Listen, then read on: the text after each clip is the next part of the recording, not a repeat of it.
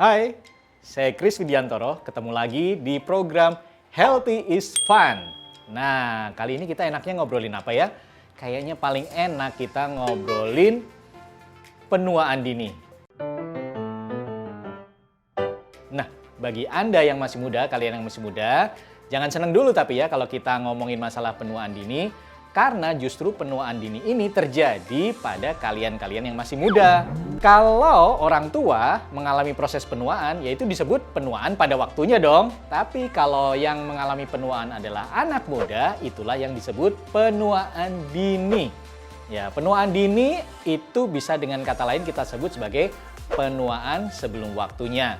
Oleh karena itu, untuk mencegah penuaan dini, kita harus tahu dulu kapan proses penuaan itu terjadi.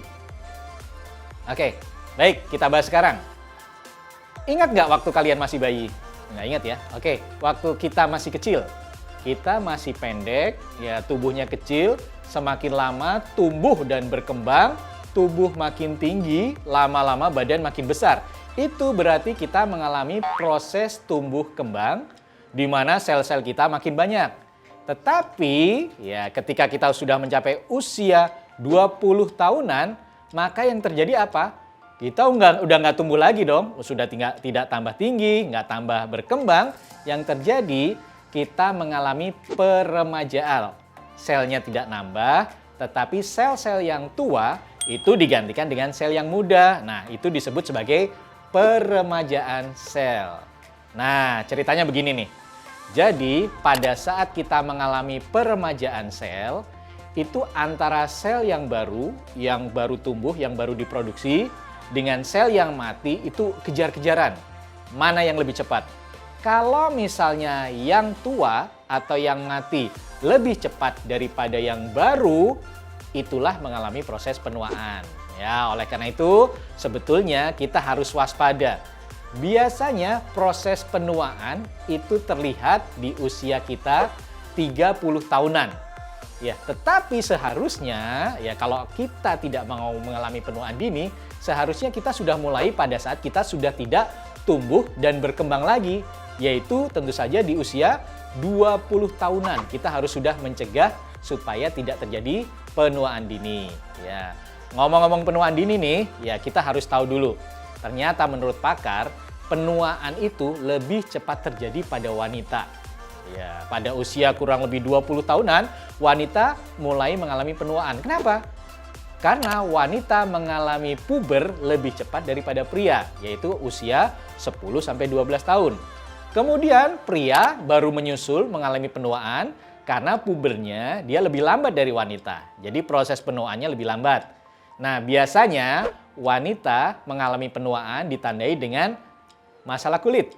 Ya, ada garis-garis kerutan. Makanya kalau Anda cewek-cewek wanita-wanita di rumah, kalau mulai mengaca, di kacanya ada kerutan, biasanya sudah mulai stres nih. Waduh, saya mengalami penuaan gitu ya.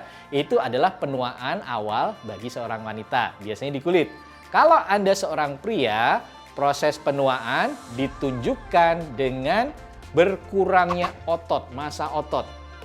Nah, biasanya kalau Anda yang masih muda, itu tubuh semuanya berbentuk otot. Oleh karena itu, di usia 30 tahun sampai Anda seterusnya, harusnya kita bisa menjaga supaya tidak terjadi proses penuaan. Gimana caranya kita mencegah penuaan dini? Yang pertama, istirahat yang cukup. Karena pas kita istirahat, maka sel kita mulai meremajakan diri atau regenerasi sel.